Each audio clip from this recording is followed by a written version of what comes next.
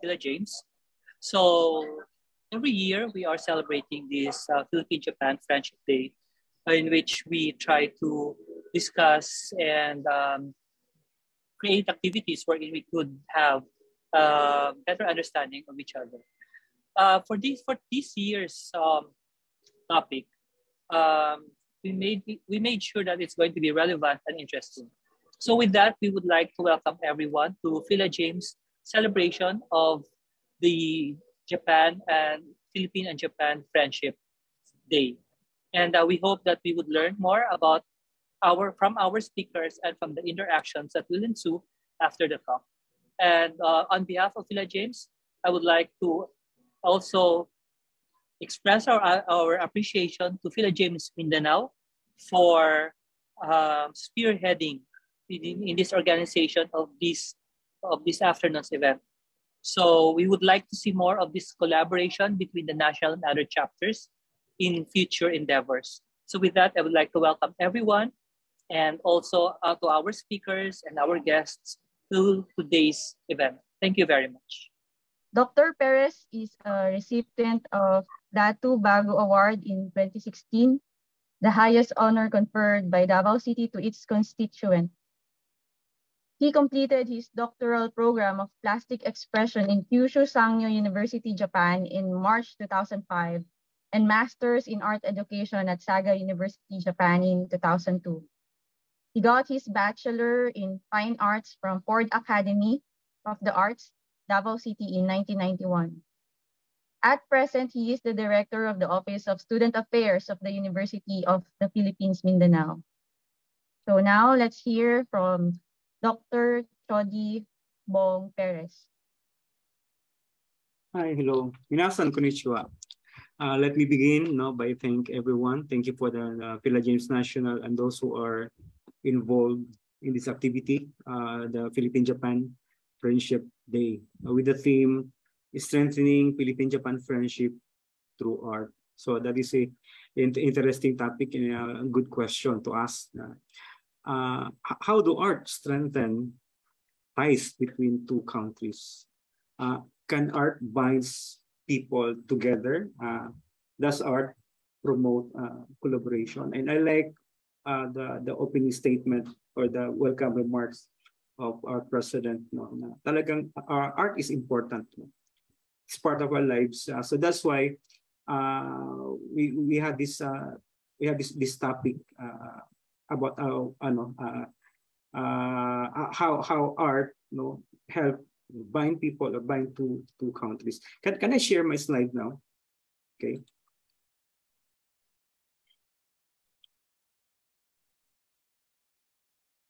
Okay. Again, so first, let me ask first. When I say Philippine art, what comes to your mind? Ano bang image sa atin ng Philippine art? Or if I also would ask you to imagine kung ano yung Japanese art. Saan kaya doon ang mas madaling i-visualize, no? Actually, ganun yung nagiging problem ng identity natin sa Pilipino. Parang ang hirap i-define. Of course, we can mention na meron tayong mga ethnic art, no? In prehistoric times, we have these pintados, yung tattoo, at saka yung mga manunggol jars, asting. But sa ngayon, presently, do you have really a strong sense of Filipinism in our art, or is it a mixture of different cultures? And then, ano kaya ang dahilan? Bakit ganon, no? But when we think about Japanese art, napakadaling isipin, no? We have this origami, no? Meron tayong ikebana, no? Cosplay, no? And other forms of art. Mas madaling, ano kaya ang reason? What happened in history? Okay. Kaya I would like to bring you, back to, okay, let me first show you these slides, actually, no. So why is it that Filipinos, is a mixture, of different cultures, no? Actually, we are composed of sa lahat ng ng mga nations in the Southeast Asia, ang Pilipino na ang pinaka vigorous no artistic community. So kasi combination ito ng Asian, European, Mexican, and American. No? Kung sa ating tradition, we have this ethnic tradition, Spanish and colonial tradition, and ito yung American and contemporary tradition. But actually, before pa nakarating ang mga Spaniards sa Pilipinas, no, ang mga Filipinos are rich in tradition. Okay? So the earliest example of that would include yung mga wood carvings of anitos, na weavings, ceremonial mask, artifacts, no, body tattoos. As you can see in the picture, this is actually an illustration, one of the illustration from the book Boxer Codex. So this is an illustration of the early Filipinos. Yun yung puno yung kanyang katawan ng tattoo, no. Actually ang it symbolizes no na yung tao na gano'n na may puno ng tattoo na tatawag mga pintados, they are the class warriors during that time. And below is a painting, no, my painting of a Manunggul jar with entitled The Forgotten Treasures of the Past. Na-exhibit ito ng isang international exhibition. That's all. Manunggul jar is also one of our product, no, as artistic, no, product na nagawa noong unang panahon. Ganun tayo ka-rich, but somehow somewhere no along history because of colonization of other countries, medyo nakalimutan. Kaya natin the forgotten treasure, nakalimutan ng mga ano nito. On the other hand, sa Japan naman, ang kanilang kultura ay divided into eras gaya ng sa Europe, no.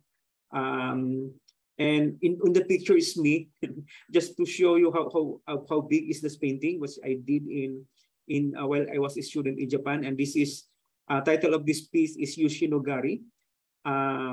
They reconstructed a village in Yayoi period during Stone Age time, Neolithic period sa Japan. So yan yung naka-display na sa aking gallery.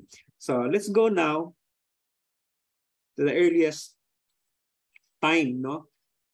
The earliest form of arts in the Philippines was in a form of body ornaments, as you can see, no, sa mga beads, mga shells, you know, natutuhog and ginagawang necklace, no, body ornaments. That was around 3,190 BC. So ito yung pinakaunang na meron tayong record, no.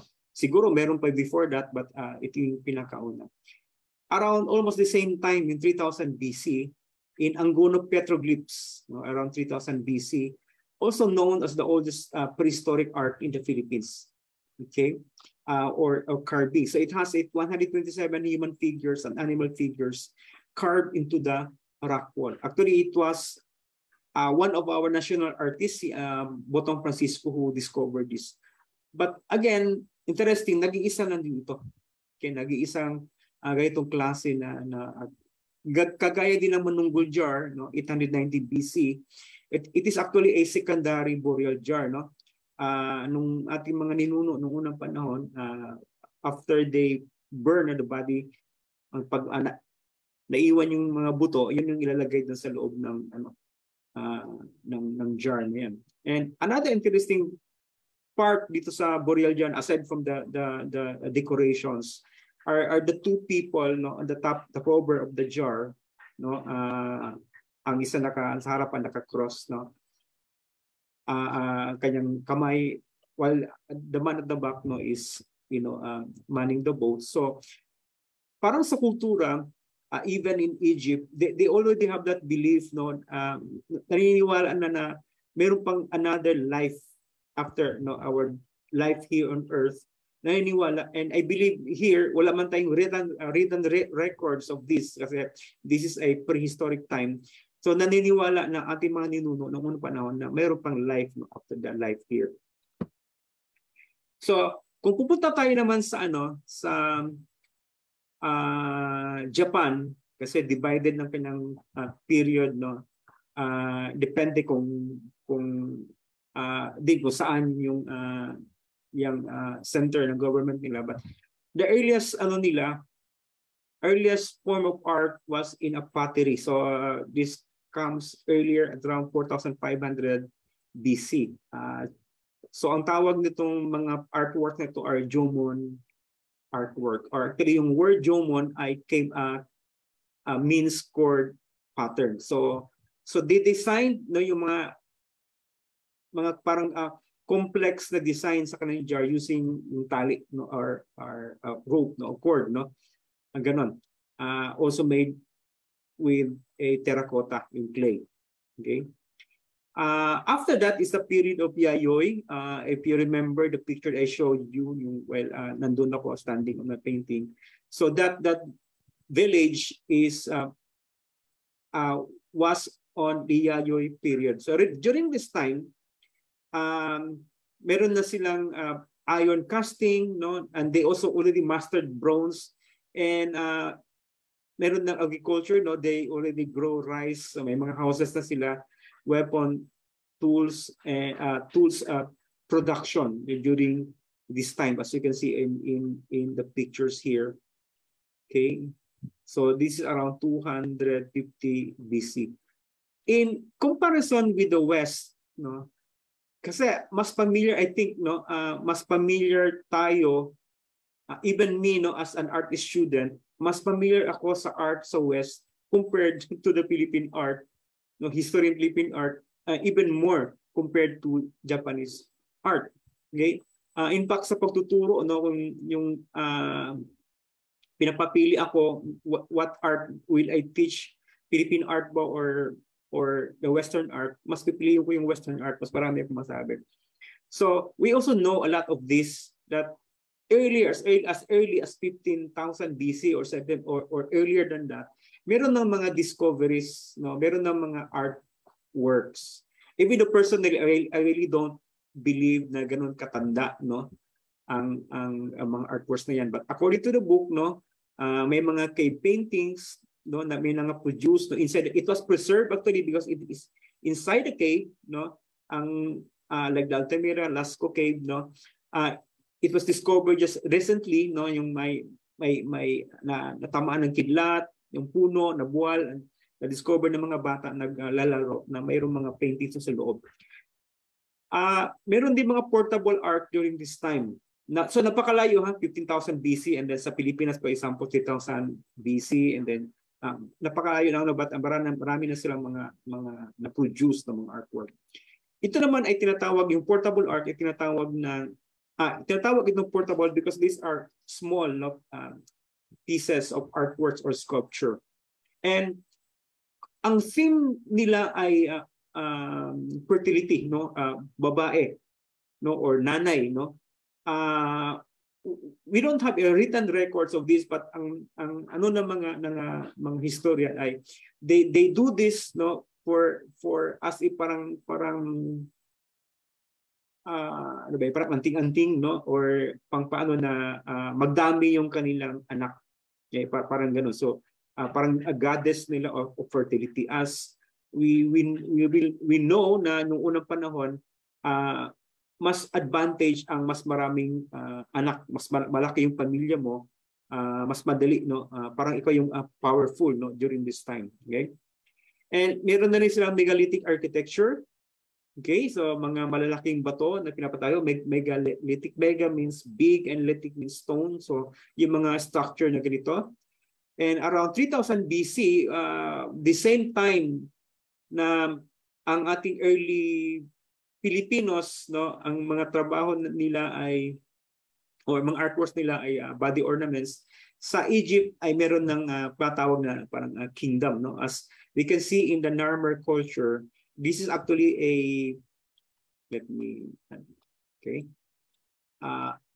para siyang trophy, no, a palette stone, ano, na pinapakita how the pharaoh of the Upper Egypt, no, were able to defeat the pharaoh of the Lower Egypt. So the Egypt was united, no. So in the whole Egypt meron na nag-rule. So this is, it already shows na united, or mayroon silang kingdom, no? Organized na sila. Around 2000 BC, I think you're familiar with this, the Stonehenge. Palagi itong structure nito palaging lumalabas sa mga movies. Okay, around 2000 BC. So one mysterious thing on this, kung titingnan mo even in Google Map itong Stonehenge, makikita mo na nasa ano siya, sa plain, no, in England, Salisbury, nasa area na plain na wala ka makikitang mountains.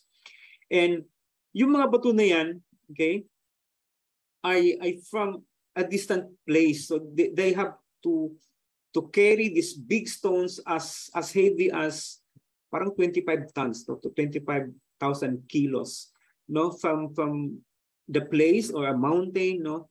Kailangan lang i-ano to, i-carry to that site.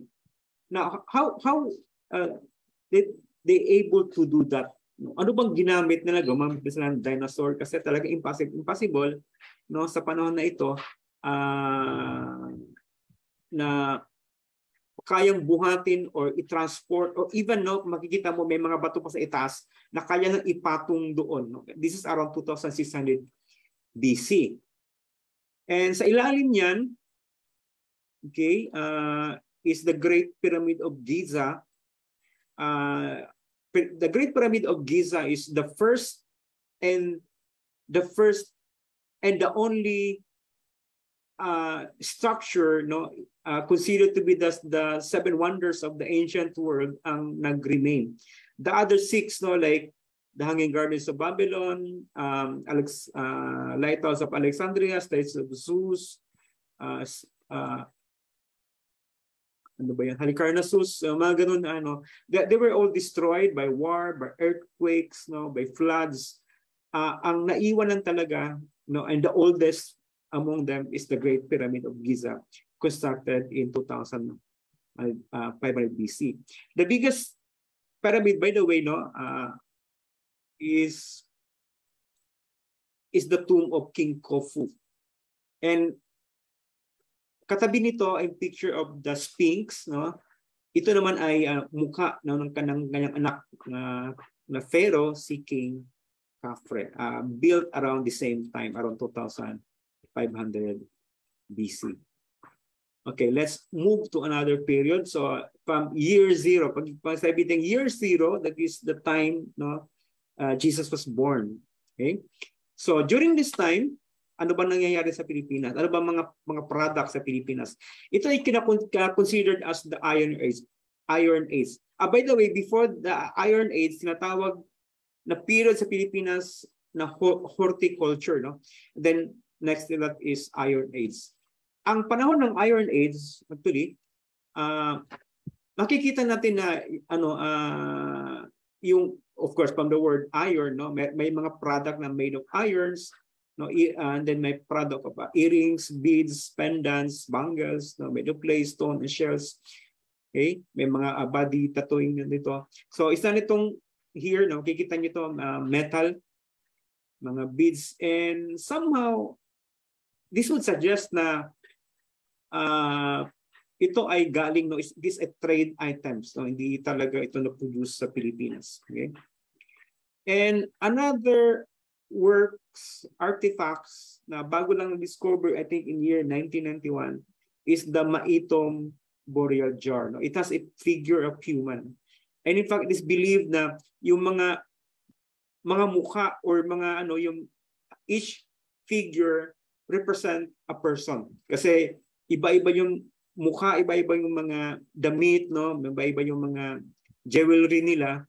Okay? So it is believed na kung sino man, tinawag itong burial jar because dyan nga, kagaya ng manunggol jar, dun din lalagay yung remains, mga buto. Okay? So it was discovered, no, in Maitom, in Sarangani. Okay? Interesting na mayroong, so ngayon still I think NCCA is still looking for funding, no, to do more research to really trace back ano, kung sa ngayon talagang wala pa tayong ma-point out kung sino bang gumawa, anong civilization, ano bang area doon, mayroon bang mga tao doon, mayroon bang community, no, in that cave area. But sa ngayon wala, we have still many questions, okay, sa ngayon. In around 320 BC, I saw that the original, no, plank boats, no. So this a large edge peg plank boats in Butuan. No? I was able to visit the museum, and it shows na yung mga early Filipinos, no, kasi ito malaking bangka no, it can travel, it can cross, I think even continents, no. So ito yung tinatawag na nilang balangay boat. I think that diyan nanggaling yung word na barangay, no, na it is also believed in our history na yung mga ancestors natin ay may merong Malayan blood, no, yung mga ano natin, no, neighboring countries na diyan galing. So I think we are able, no, to trade our items na sa ibang bansa at pwede din magdala, no, kasi sa Butuan ay maraming mga na unearthed, na maraming na discover na mga jars, no, mga jewelry, mga tools, no. So we believe na these are also trade items, no, na galing sa ibang mga bansa. So I think this is a proof that Filipinos were able to cross, no, to other lands using that big boat, na balangay boat. So in comparison in Japan, around this time, so 200 AD, ang tawag nila sa time nito ay Kofun period. So ito naman ay characterized by mounds. Yung mga kung sa Egypt meron silang pyramid, no, as the tomb of their pharaoh. So sa Japan naman ito yung ano na merong nagawa, no, in this period sa Kofun o Yamato period, mounds, so tomb mounds.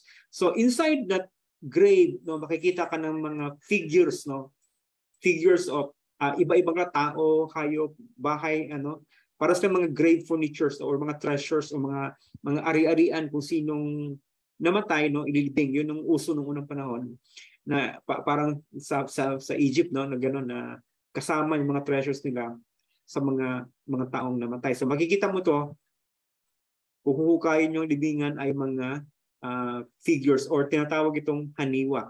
Okay? This is unglazed at terracotta, made of clay, gaya ng clay natin, ito yung pula. Okay? And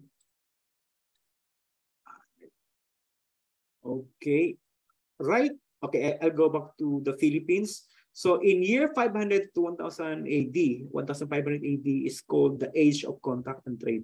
Although dito makikita natin na meron ng mga trade items, dito na part ay ano na dumadami, lalong dumadami, no, ang ating mga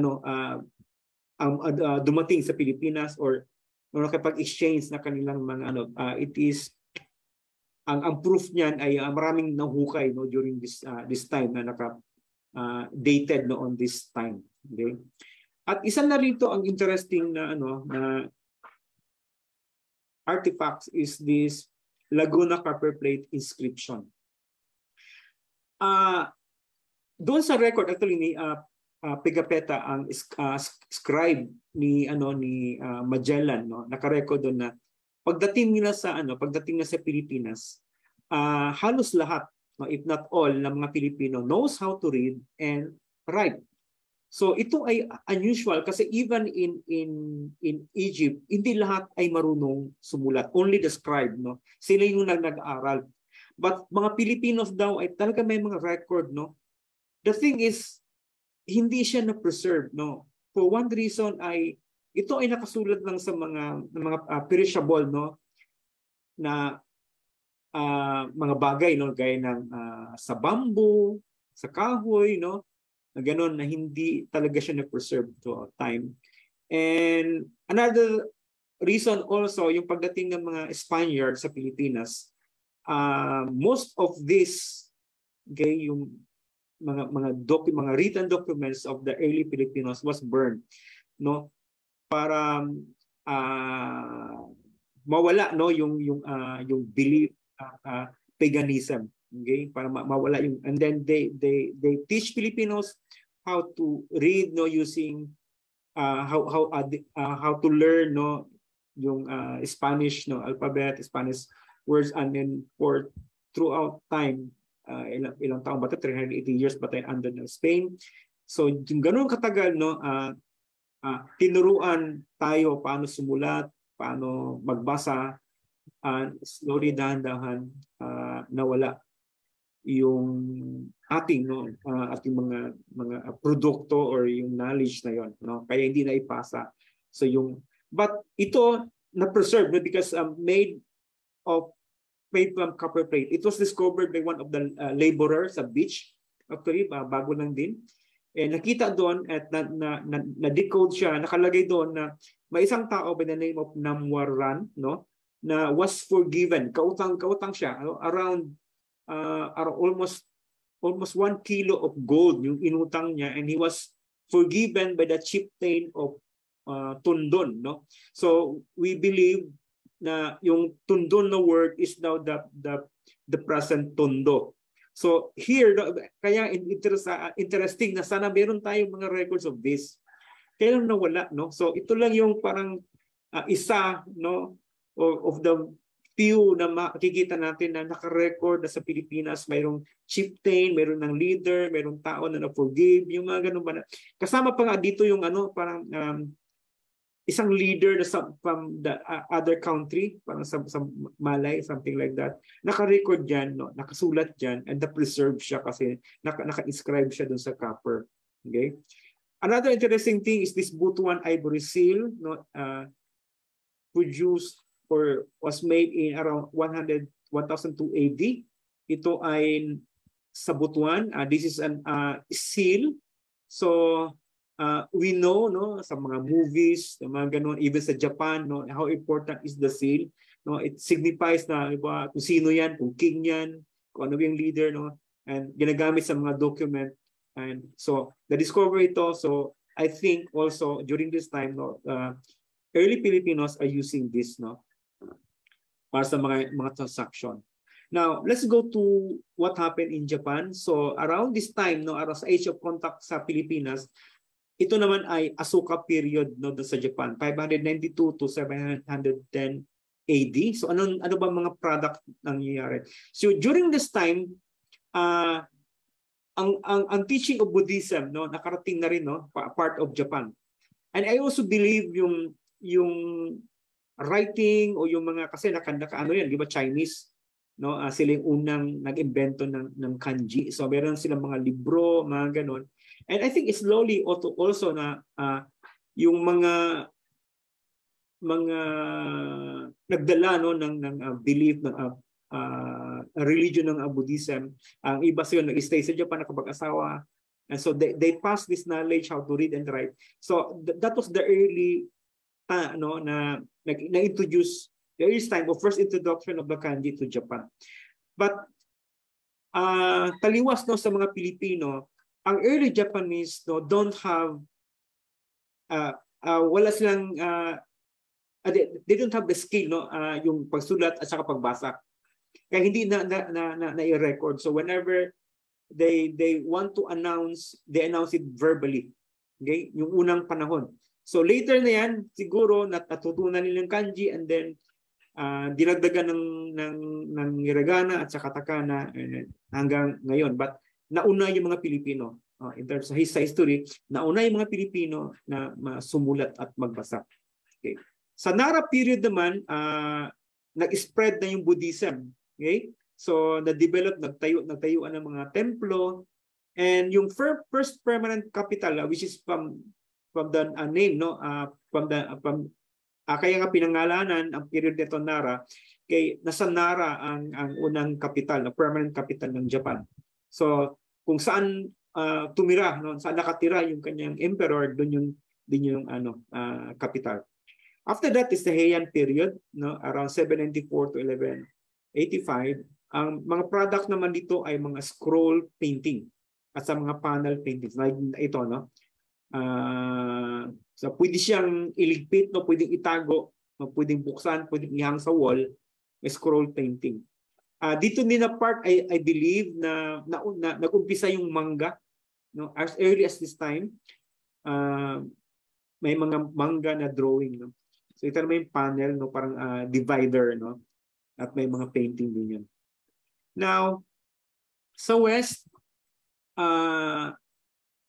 ang lalaki ng kanyang mga structures na, no, napaka-advanced na sila, no.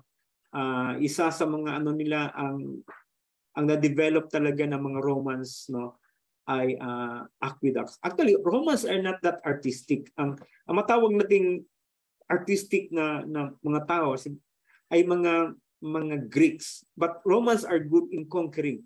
So whenever they conquer a nation, they would bring with them yung mga products, yung mga artworks, yung mga artists, at gina-commission nila sa Rome. So pagdating doon, makita for example na isang opisyal, gaganda ng sculpture, gaganda ng artworks na ito, yung vase na to. So they would ask or require an artist to do the same. Kaya makikita mo yung maraming mga reproduction.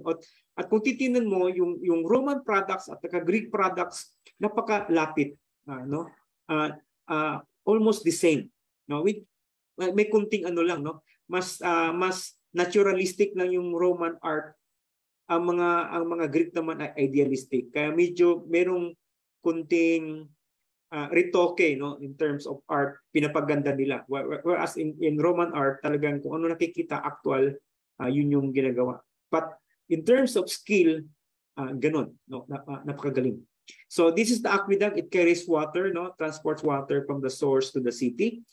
And the structure is also very strong, So from 20 BC hanggang ngayon, nakatayo pa rin yan, Ganon, despite of ng earthquakes o ano pa mga bagyo, wala ngayong bakal, walang bakal, walang cement, but still standing, strong. Hindi siya ganun kataas, katayog ang structure, hindi siya nasira, Dito, of course, we know the Colosseum, so around 80 BC, natayo na 80 AD na pala ito. Natayo na ito, and ito yung amphitheater wherein yung mga prisoners of war, and yung panahon ng Christianity, of course, Jesus was born in year 0, and he started his ministry 30 years old. He died at age 33, and after that, may mga disciples siya. And it was forbidden during the time, and marami mga Christians, na pinapersecute, dito sa Colosseum, and the Romans enjoy doing it, na pinapatay, kinakain ng mga hayop, okay? Dito sa Colosseum.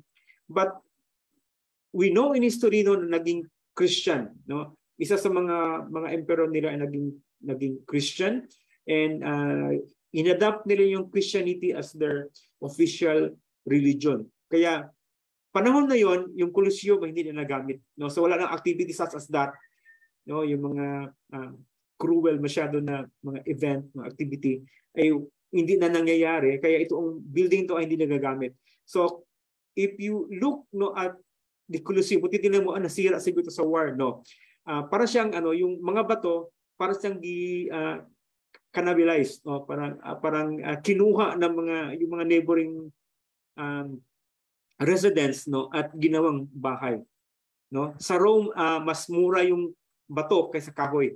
Okay? So yung mga bahay na made stone, kaya partly kinuha nila iba, kaya tinan mo naging ganito na siya. Although it was restored, So but original talaga yung building na buo, bilog. At kung makikita mo sa ilalim itong painting, it was also the Romans who introduced the painting. Okay? Yung Western painting, such as this, okay? And then they also introduced the perspective. Okay. Now, after na sabi ko naging Christian, yung mga Romans. So ano-ano naman yung mga product na So ito yung panahon, kung if we review sa Pilipinas, ito yung nangyayari, okay? Around 600 to 1000 AD. So sa Europe yan, sa West, ay Middle Age. Middle Age, maraming term yan, medieval or Dark Ages. Okay? It was the age of castle, knights, and kings, mga ganon. Paborito natin na mga palabas. So ano na may mga products doon. Isa sa mga product doon ay yung illuminated manuscripts, like this one. So what is an illuminated manuscript? Since wala pa ang printing press, so they cannot reproduce, for example, the scripture. So ang ginagawa ng mga monk, yun na ang trabaho natin yan, Pag-pray, and then after that, they will rewrite the scripture so that they will have another copy. So not just writing or rewriting the scriptures, they also add art, as you can see here, no? Yung letters, no, calligraphy, no, with may mga designs yan. Kaya nga ito ay considered na isang artwork. Hindi lang siya isang written o document, no? But this is also an artwork. Another medium na ginamit nila ay yung mosaic, no?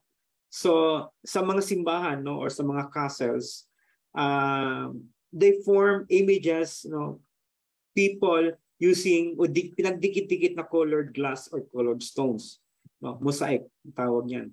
So kaya hanggang ngayon, ano pa, hindi siya nasisira, hindi siya nagpi-fade, no? Nakadikit, while the plaster or cement, no, basa yan, dinidikit yung bato dahan-dahan, no? Para siyang collage, no? Kaya nagdikit-dikit, pwede bato, pwede siya glass. Okay? Sa ilalim niyan, ito yung medieval relics. Hanggang ngayon, ginagawa ito ng Catholic Church, no, sa mga santo. Yung part ng body ng isang santo or mga martyrs, no, Christian martyrs, ay pinipreserve, nilalagay sa isang container or box.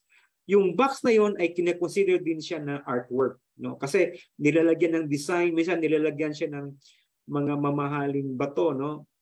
Mga gems, no? Mga diamond, mga ganon, no? Talagang I saw one in Nagasaki because yung mga early Christian, pinakaunang Kristiyano was crucified in Japan. There were 26 of them. So tinatawag silang 26 martyrs, no? They were forced to march from Osaka yata to Nagasaki during winter time, napakalamig. So yung nag-survive pagdating ng Nagasaki, no, they were crucified. If they will not, you know, yung hindi sila magpapalit ng belief, no? So ito yung medieval. So I saw one there, no, sa isa sa mga relics doon, kasi yung box, isang part ng box ay glass. So mayroon yung buto ng kamay ng martyr. So sa mga Katoliko, they consider it holy, or sometimes milagroso, na when they touch it, they can it can answer prayers, something like that, no? Okay. Bakit ito bumalik? Dok Bong, excuse me po, pwede niyo po bang i-full screen para yung buong screen natin yung sa presentation niyo? Thank you. Ganyan? Yan, ayan. Ayan po. Thank you. Yeah, thank you. Okay, move naman tayo dito. Okay? Panahon ng around 1000 AD to 1800. So ay tinatawag na itong Age of Contact and Trade. Pa rin, no? I think inulit ko lang dito, no? Age of Contact and Trade, mas marami na yung pumunta sa Pilipinas just to trade their items. So close up ko. So around 1300, merong na-discover din or na-produce itong gold death mask. Hindi naman siya, I think, we believe na hindi siya parang part ng kultura ng mga Pilipino. So sa mga Chinese kasi ito, no, we need to say a part ng custom ng mga Chinese sa mga namatay, no, lagyan ng cover yung eyes, cover ng nose. Okay, so na-discover ito sa Pilipinas, but we believe na ito ay part ng kultura or Chinese, no, ang gumawa nito. The essence of goodwill. So this is not actually an example of the product, no, painted on the time. This is one of my painting, no. If you are aware, no, last year ba yon, no, we celebrated the quincentennial, the 500 years of history, and yung government nag-sponsor na isang big art competition. I think that was the biggest, no, ever. It's because since 500 years nga siya, nagbigay sila ng 500,000, no, sa mga winners. Merong apat na theme actually. So, ang isa sa mga theme doon ay magnanimity. No? It is a new word to me, so I have to research. Ano ba yung magnanimity? Ito pala yung parang ano, yung parang kabutihan no natin ng mga ano. Ang common na ano natin makikita, mapalabas sa history, sa klase, makita natin if yung contact natin with the Spaniards is yung battle in Mactan, no, yung away dahil ni Magellan at Lapu-Lapu. But you know, ito ay bibihira maano na inapoportray sa movie yung magnanimity. Because yung first contact talaga ng mga Spanish with the Filipinos as in March 16, 1521, according sa kanta ni Yoyo Villame, ito yung contact nila with Magellan and Humabon. Okay? So ito yung I do a lot of research not to be able to come up with this painting. And by the way, it won the grand prize in one of the category. My title is The Essence of Goodwill. So it portrays the scene na kasi di ba Magellan traveled from Spain to Philippines and they traveled in a different route kasi sa kabilang side kasi yun yung ruta ng mga Portuguese, hindi allowed. But Magellan goes to the King of Spain. Sabi niya, I can go to Moluccas. Ang target actually nila yung Moluccas Island. Ang target na yung mga spices. So sabi niya, kaya Magellan believed that the earth, I think, he believed that the earth is round, not flat. So before the discovery of Magellan, ang paniniwala ng mga tao noong unang panahon na flat yung earth. But Magellan did not know na yung when they crossed the Pacific Ocean, actually it was Magellan who named the Pacific Ocean. So hindi akala niya na malapit lang yung next island. So I think it took them months na marami sa kanyang crew ang namatay. So they survived by eating the leather na kanyang mga sapatos, mga belt, no. And marami sa kuno namatay. So pagdating nila dito sa sa Limasawa, no, maraming may sakit, no. And they were hungry, and so Raja Humabon, who was the leader of that island, no, actually offered kindness, no, by treating the sick, giving them food. Kaya nagkaroon sila ng friendship, no, with Humabon. So ito yung essence of goodwill is my title. It's good, sana maano din no sa mga Pilipino na may ganito, no. Hindi lang yung victory no over doon sa Battle of Mactan, but ito din makikita na yung hospitality ng mga early Filipinos ay hindi lang ngayon, no, kahit nasa unang panahon ganun tayo kabait no sa ating mga bisita. Now if we quickly go back to Japan, yung panahon ngayon ay yung Kamakura period. So dito pala nag-umpisa yung manga. Okay? Although yung school painting ay nasa kabilang period, but nag-umpisa yung manga is in the 12th century. Yung panahon din dito sa Kamakura ay dito na rin nag-emerge sa mga samurai no, or mga warrior caste, no, and establishment of feudalism in Japan. After that is Muromachi period. So this time nag-emerge yung Chinese style ink painting. So from the word Chinese style, so I think it is from China, no, introduced sa Japan. So while I was in Japan, no, I have a Chinese painting course or Japanese painting or sumi. Kung titingnan mo actually, mukhang madali, napaka-simple naman 'yan. No, actually, no. Hindi ka allowed na para paggawa ng for example, isang leaf na 'yan, dapat isang diin lang ng brush, isang leaf mo ng brush, dapat mag-form na siya ng leaf. You cannot modify it anymore. Kung i-modify mo yan, yun yung Western art. Kaya bago ka makaproduce ng ganito, kailangan ng mastery kasi one stroke yan, walang ulitan. Kaya sa isang semester, ang dami kong papel na yung tinapon kasi mali-mali Paggawa nga ng leaf, kailangan ko ulit-ulitin bago ko ma-master. I think I was able to produce only like 4 or 5 na tama na. Kaya ganun pala yun, no? Ganun pala yun. Akala mo simple, but it really require mastery. So ganun yung pinagkaiba no sa Western art. sa Japanese and Chinese art. Okay? Next slide ko. Okay, so punta na tayo sa West. So it was still in the medieval period. So aside from mosaic, relics, illuminated manuscript, meron ding stained glass. Of course, even now, no, makikita natin sa mga simbahan, no, stained glass, no, may mga fig. And then kung pag matamaan siya ng sunlight, para siyang gina-illuminate, para mailaw, no, ang ganda tingnan. So hanggang ngayon ito ay but it started, no, during medieval period. And fresco painting, no, F-R-E-S-C-O. Ano ba yung fresco painting?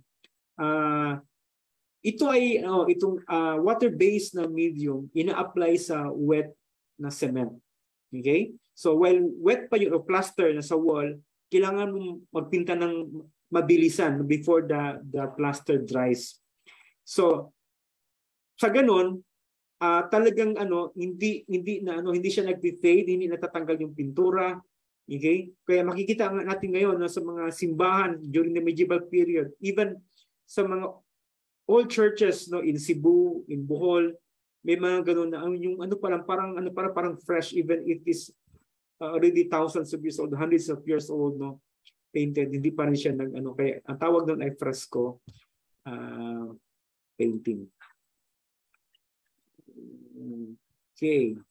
So, balik tayo sa Pilipinas, around 1565 AD, yung wooden altar, and this one is in, saan nga ito? Parang in Luzon, somewhere in Luzon. At actually, makikita tayo yung mga old churches na may ganito. Ito yung wooden altar or retablos. So, pagdating ng mga Espanyol sa Pilipinas, ang nakikita ng skill ng mga Pilipinos ay nasa carving. No? They carve anitos. Wala pa tayong skill sa painting, kaya kung nagpatayo sila ng simbahan, they hire the Chinese to do the painting. And of course later naipasa na sa mga Pilipino. So ang mga talaga pagdating ng mga yung mga marunong mag-carve ng anitos, pinapakarve na ng mga santos this time, okay?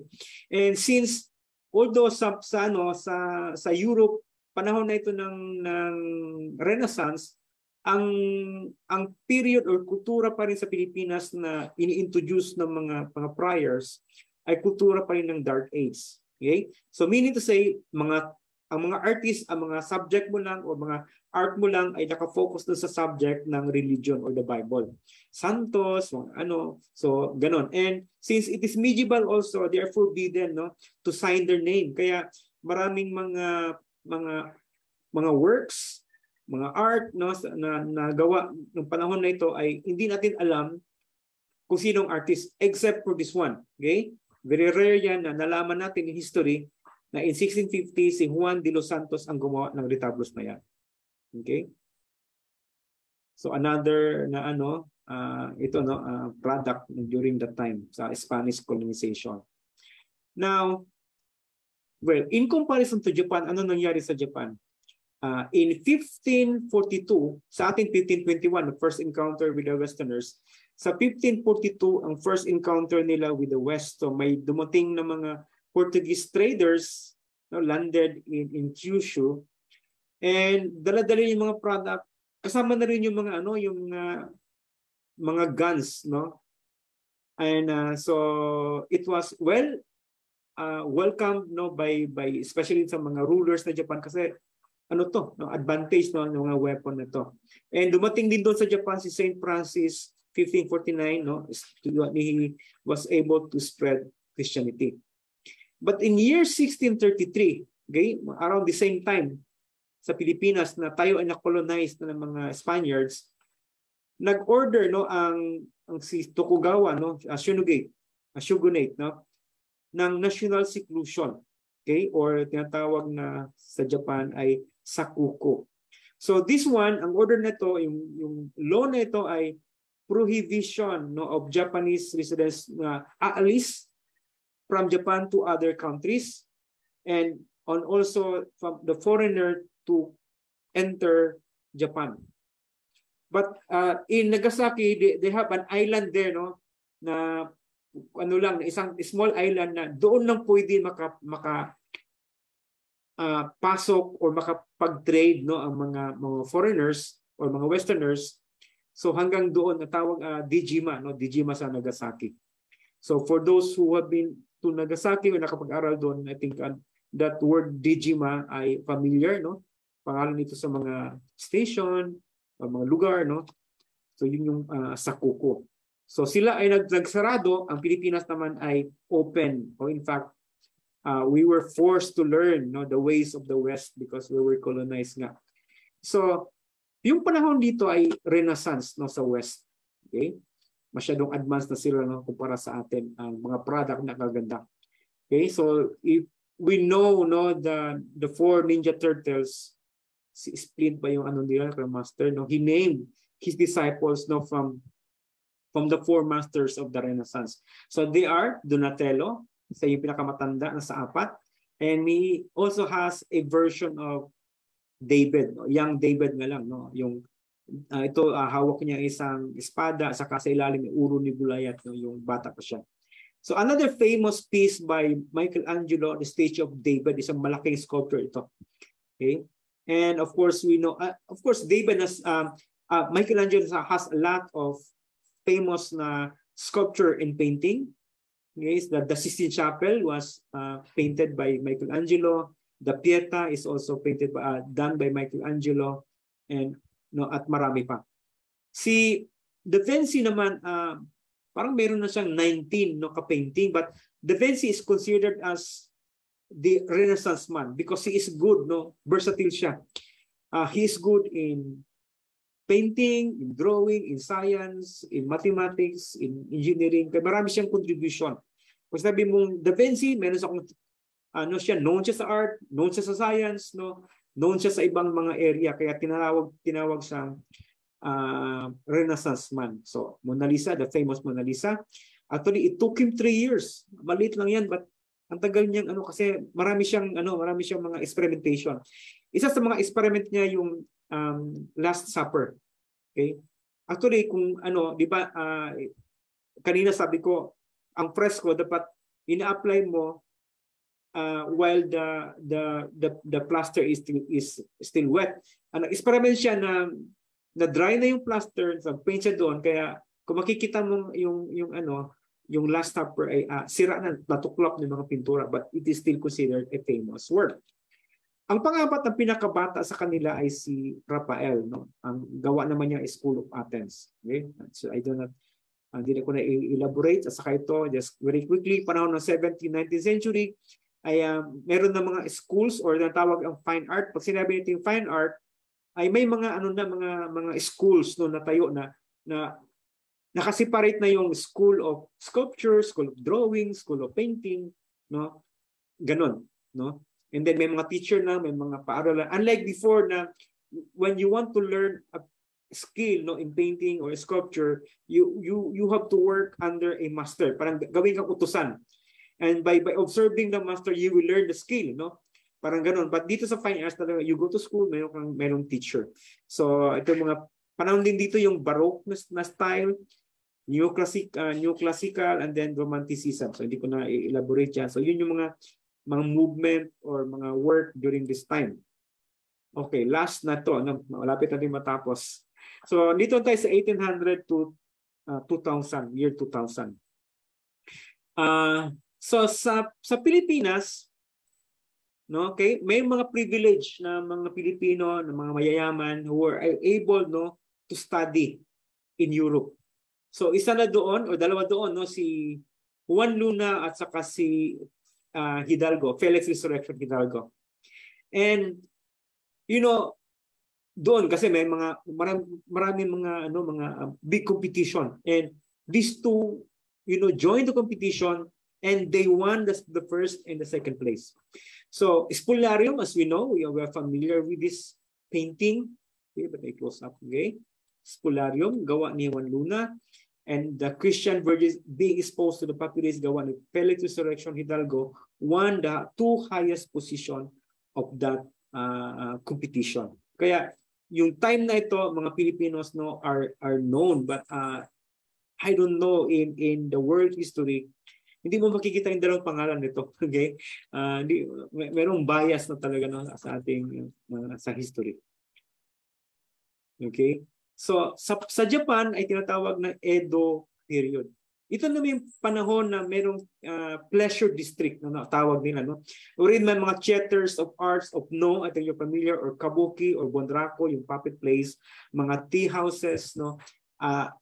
So ito isa sa mga, I think you're familiar, very familiar artwork of kabuki after that in 1794. Remember, nagkaroon sila ng sakuko or they closed their boundary.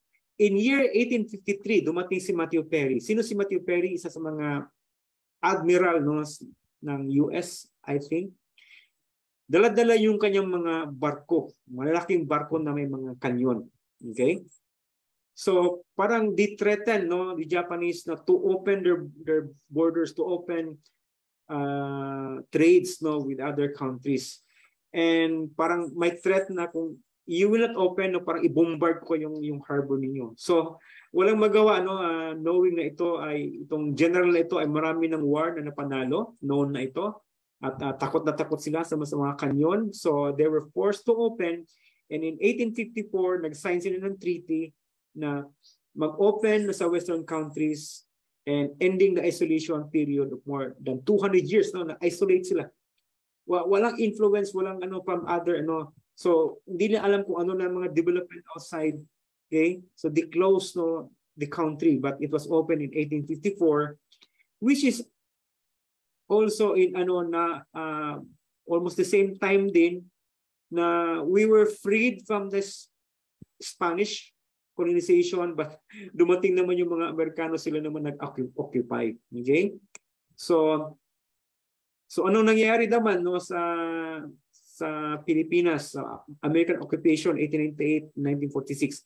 Yung sikat na artist ng panahon nito ay si Amor Solo. So isa sa mga trabaho niya itong Palay Maiden, ginawa niya 1920. Lahat ng mga artists yun this time ay nag-follow, they want to be an Amor Solo. They want to reach that level of realism ng gagay ni Amor Solo. Siya na sikat. And Fernando Amor Solo also became one of the first, I think, the first national artist. Now, may mga may mga Pilipino who are able to go to US. Okay? So si Victorio Idades, okay, went to study in Washington. And this time, I'll just give you a quick peek sa West. Ang mga uso doon ay modern art.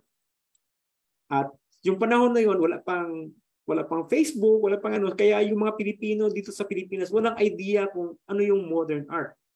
So yung art nila ay parang kagaya kay Hidalgo, gaya kay realism. Okay? Now, after nag-graduate si Idades, bumalik sa Pilipinas, brought with them his artworks, modern artworks. Isa na doon pinaka-controversial na work is The Builders. Okay? So imagine, yung may mga distortion, medyo semi-abstract na work, dinisplay niya doon. So imagine yung criticism sa kanya.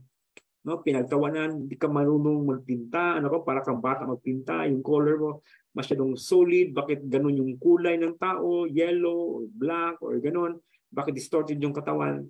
And he never sell even one piece, and frustrated, and then goes to Davao, pumunta sa Davao. Dito siya nag-stay. So while he stayed in Davao, meron siyang friend, the writer, he tried to explain what is modern art, and eventually, naintindihan yung modern art, and nagkaroon siya ng mga disipulo. Okay? Isa na doon si Carlos Francisco, and then si Galo Ocampo, and together they formed this group, Triumvirate. Sila yung mga unang disciple ni and nagturo din si Idades doon sa Santo Tomas. So while in UP, na Dean si Amor Solo, ang style nila ay realism. In Santo Tomas, meron ng modern or abstraction. Kaya itong dalawa ay parang sabi ng mga taga-UP sa mga Santo, hindi kayo marunong magpinta para kay mga bata, wala kayong hindi kayo nag-aral. Sa part naman sa mga taga-USP, doon sa mga taga-UP, kayo ay makaluma, hindi na uso yan. Ito na yung bago ngayon, ganon yung trend ng panahon na yon. By the way, 1909 established ang fine arts sa UP. Okay? Saan ba yung slide ko? Papunta. Okay, so tapusin ko muna yung part ng Pilipinas at saka Japan. So, nagkaroon ng independence, no, from 1946 up to the present. So, marami nang na-introduce na work, na-open na, may mga school na naituro na. So, hanggang sa ngayon, most especially na meron na tayong contact with other artists, no, from other place. Kaya more or less medyo pumantay yung level natin, no. Kung titingnan nung unang panahon, ang layo ng level natin sa ilo, no. Sa Japan naman, ito yung famous na ukiyo-e o woodblock print. Okay? Since na-open na yung trade, no, may mga produkto na galing sa Japan like the Japanese woodblock print na nakarating doon sa West. So si Van Gogh, I think you know Van Gogh, Vincent Van Gogh, no, ay bumili, no, ano siya, no, and makikita niyo sa painting na to, hindi siya dong ano dito, no, meron siyang gipinta na kaibigan niya si Perry Tangoy, no. Makita niyo yung background ng mga Japanese prints or painting ni Van Gogh na kinopya yung mga Japanese print. So how did it affect art? Okay, before that, so continue na tayo. 1880, no, yung origata nagiging origami, yung Japanese ano, and then 1917 yung anime, and then 1984 actually yung term na cosplay, but it was actually originated earlier, 1939, na nagkaroon ng first world science convention wherein the participant, no, wear costumes, no. So parang doon nag-originate yung cosplay, and then naging famous siya sa Japan. Okay, and lastly, ano nangyayari sa West? Hindi ko na siya na ano nung yung chronological order kasi ang dami, no. So I'm just giving you few example of the art movements, no, that was invented, no, or established in this time. So Impressionism, no, before ang criteria of an artwork gaya ng sa Pilipinas noon na dapat realism, walang distortion. But because nga nakarating doon yung mga ukiyo-e, mukhang iba. Kaya yung mga young artists ngayon ay nag-experiment. No? Instead of painting inside the studio, nag-experiment sila sa labas, on the spot, no? And for example, ito ang trabaho ni Claude Monet, no? Impression Sunrise. Kailangan nila magpinta ng mabilis kaya yung artwork mukhang abstract. Kasi para to capture that moment. Di ba kasi in a matter of few minutes, mag-change na yung kulay ng araw, mag-change na yung position ng araw, mag-change na yung anino. Kaya kailangan bilisan nila para ma-capture. Para sa camera, no? So, naging ganito yung ano nila. So, this is the first na nagkaroon ng na-open, no, ang style, no, o kaya na-open yung boundary ng art as realism. By the way, yung word na art came from this Latin word, ars. Ang meaning yun ay skill. So, ngayon, hindi na skill ang niya, impression, hindi yang kung ano yung nakikita mo, but kung ano yung feeling mo, ano impression mo. Kaya ito tinatawag silang impressionism. Came from this painting, no, Impression Sunrise. And then dumating, pagkatapos nyo, may mga artist na rin na humiwalay sa impressionism, may kanya-kanya sa style, ang tawag sa kanila ay post-impressionism. Isa na doon si Van Gogh, okay, Vincent Van Gogh, which is ito yung kanyang work, the famous Starry Nights, no? Na may gawang music, no? Starry, Starry Night, di ba? Ganoon na, no? Ito yun, from this painting, no? May rin pointillism si George Seurat na kaya ang tagal gamit, puro dots of color paints, walang mixture of paints, pointillism ang tawag noon. Meron ding action painting in 1952, walang makamakita. Ito talaga, talaga pure abstraction. Wala kang makikita image, figures, just drip of paints, no? Itatapon yung pintura, no? I-drip niya, ganun, no? Action painting ang tawag nun. And Cubism ay inintroduce nila ni Picasso at saka George Braque. This is one of his famous work, no? The Women of Avignon. Okay? And then surrealism, from the word suppressed reality, it follows, no, yung realism na approach. So tama yung shadow, tama yung color, tama, except that yung mga images are not real. Kasi dream images nga siya. Okay? Yun ang surrealism. But in fact, even now, ito ay still sikat pa rin, no? Ginagawa. Marami pa rin nag-ano. And then meron ding minimalism. Ito yung example ni Kit Mondrian. If you have seen, no, the latest movie of si Mr. Bean, no, Rowan Atkinson, yung Man versus Bee. Nakakatuwa.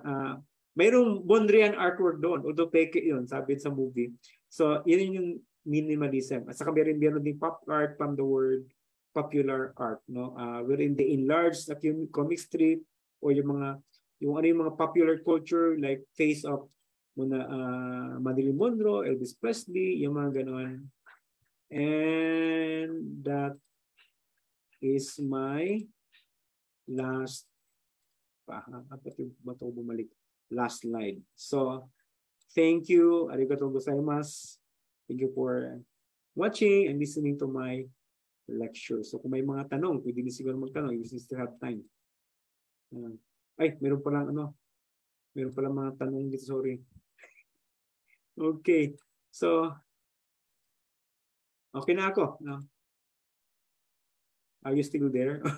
Nawala na kayo. Thank you, Doc Bong. So now we are ready for questions. Okay. Okay. Sige. Doc Bong, also from me, even though na for a time na na-occupy tayo ng mga Japanese, nagkaroon ba ng influence yung occupation na yun dun sa artworks ng Philippines, yung sa style, yung mga products, mga ganun? Kung meron mang influence, hindi masyado, no? Kasi I think yung pag-occupy nila dito is more purely, no, to just to occupy, not to share the culture. Unlike sa mga Spanish, mga American, even mga English, talagang tinuturuan tayo nila, no? Mga Spanish, no, sa simbahan, tinuturuan tayo, no, ano yung nagdala sila ng mga sample, no, mga painting galing sa Europe, pinapakopya sa mga Pilipinos, tinuturuan tayong paano pagbasa.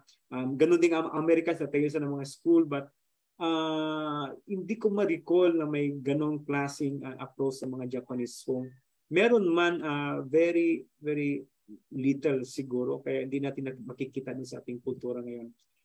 Sa ngayon, sa modern na kultura, marami tayong natutunan. Marami tayong nakukuha. But yung mga nung unang panahon, hindi ko masyadong makita, no? Hindi nga ako makarecall kung may mga product na may influence from Japanese na Filipino. Meron siguro pa, hindi ganun ka. No?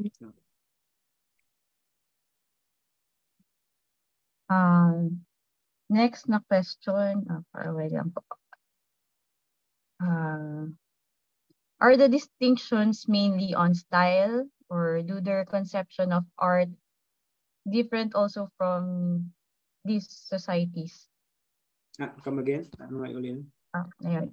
Are the distinctions mainly on style, or do their conception of art different also from these societies? So, sir, di ba kanina, you have compared yung mga artworks from Philippines, then Japan, and then yung sa Western.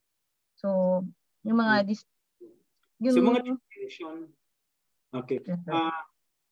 Marami kasing factor, no? Aside sa kultura, paniniwala nila, kasama na rin doon yung mga material, no? Ano yung locally found na mga gamit. Of course, nandun yung paniniwala. Ang style din ay depende din sa skill, no? Guys, sa atin, mga early Filipinos, pag-carve nila, kaya ng mga bulol, no? Iba yung pagka-carve, simplified. Kung ma-compare din yung pagkagawa ng yung haniwa sa Japan, iba din. Okay? Yun ay magkakaiba sila in terms of subject, in terms of culture, in terms of belief, but kung ano yung learn, no, yung natutunan nila kaya nga yung pagdating ng mga product, no, from yung mga exchange of goods na di ba? Yung meron na mga ceramics na dumating from China, at may mga talaga, may mga attempt na mga Pilipinos na gumawa. Kaya may mga may product tayo, although hindi ganun talaga ka gaya ng mga ceramics. So as atin siguro parang made of terracotta. Pero yung mga form ay may mga try to attempt kasi meron kasi exposure, no? Meron kasi exposure. So yung dumating din ng mga ukiyo-e woodblock prints doon sa Europe, may mga try to imitate, no, try to kuan yung mga style. Kaya yung mga distinction actually, yun nga magdepende yan sa kultura, exposure, no. Yung yung learn mo, yung belief mo, no. Kaya hindi lang ito style, no, ang magkakaiba. Maraming mga factor i consider din.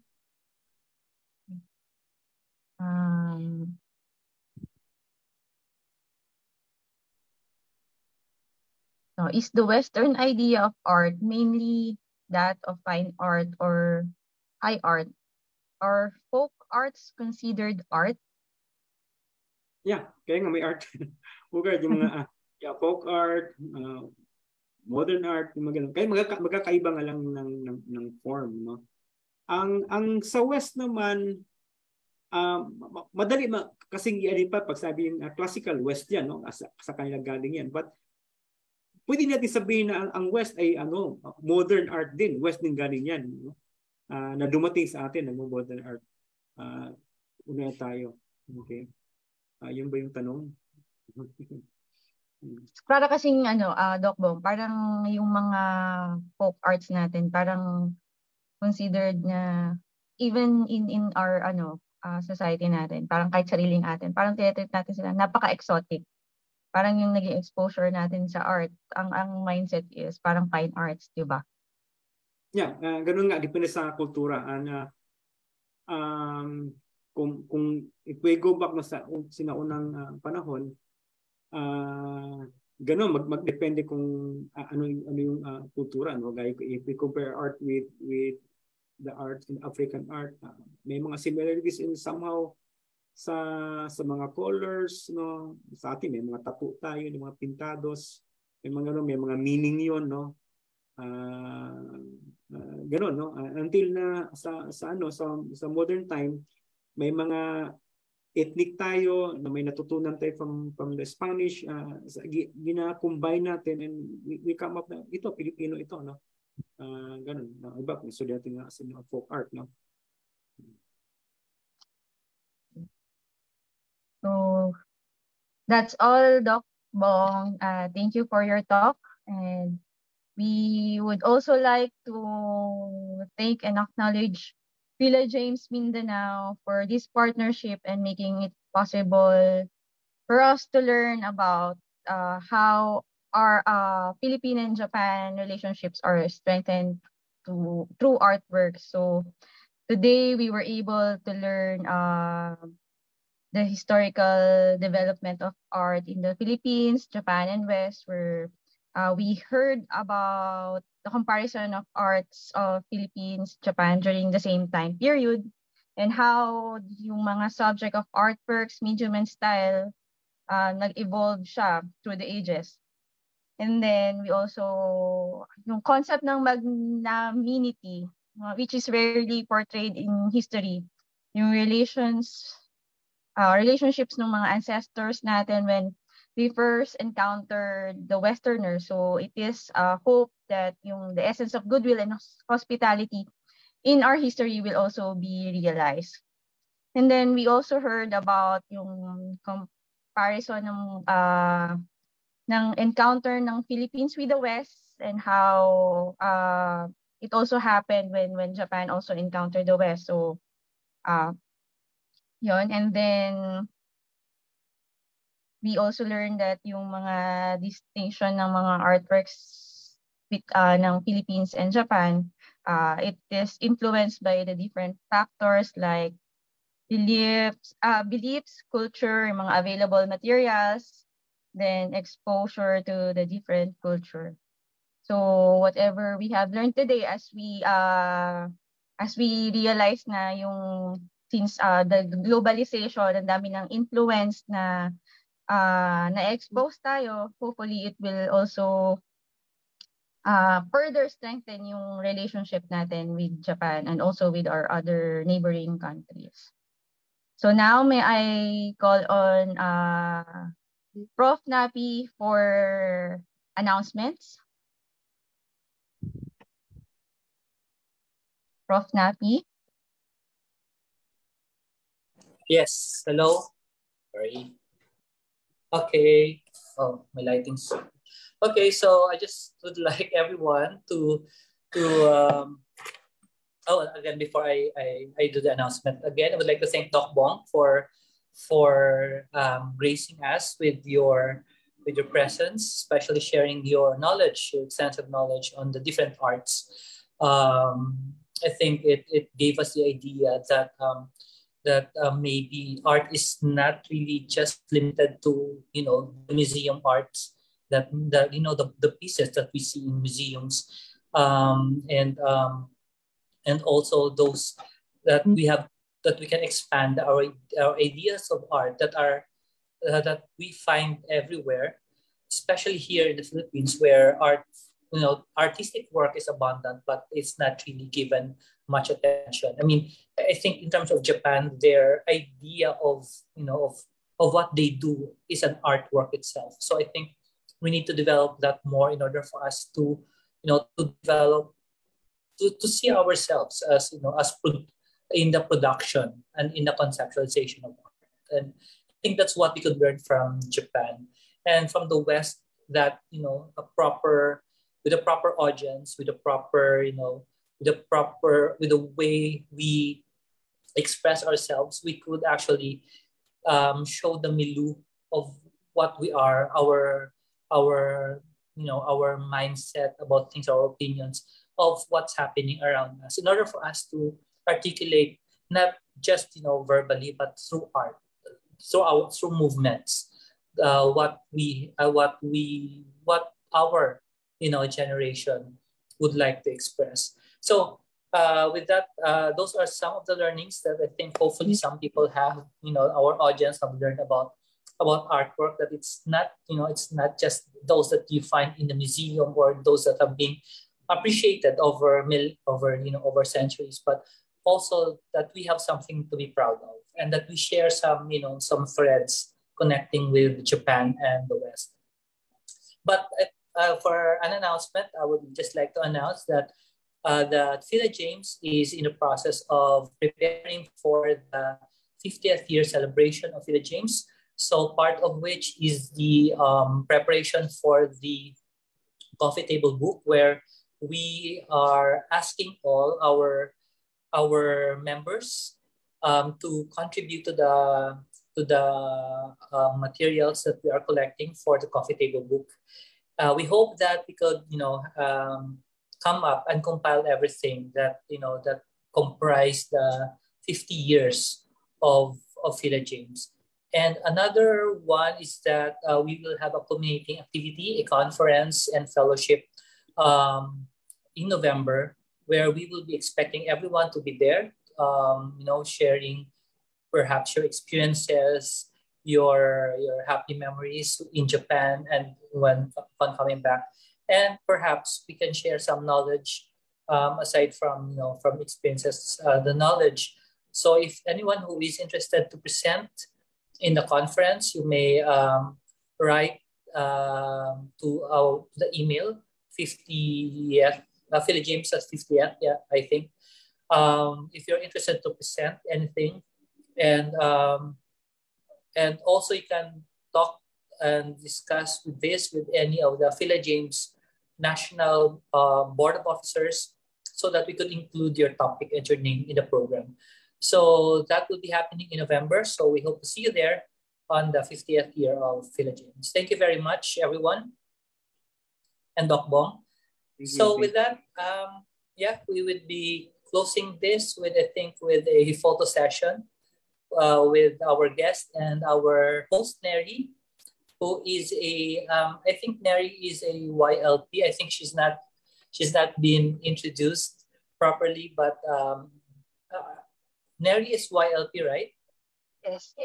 Yes, yeah, young leaders from the Young Leaders Program. So she took her MBA at Hitotsubashi. Well, am I correct? Yes, Hitotsubashi Yes. University. Yes, and of course, to anyone listening, she is a product of the UP College of Architecture. So proud to know that you're from the same college as us. So there. So Doc Bong, do you have anything to plug to announce? If I don't know if you have exhibit coming up soon or any conference that you'll be presenting in. Well, first, once again, I would like to thank the Philia James National, for giving me this opportunity. And regarding my, actually, I am applying for a leave. I want to leave for 1 year so that I can produce more artworks. I have my own gallery in my house, and in fact, we celebrate in Mindanao when we celebrate the Japan Friendship Day, it was done in my house. We have an art opening of an art exhibit. Okay, so yun lang magiging activity ko ngayon. And I'll be also applying mga art contest internationally. Mahilig ako sa ganun, mag-join ng mga contest. Doc Bong, may we know where your gallery is? In Ulas. My place is in Ulas. Okay. So if you have time to visit Davao, I hope you could, drop by Doc Bong's gallery. And also please check regularly our website, Philia James website, and please like also and follow our Philia James page, a Facebook page, so for us to be updated with the events of Philia James.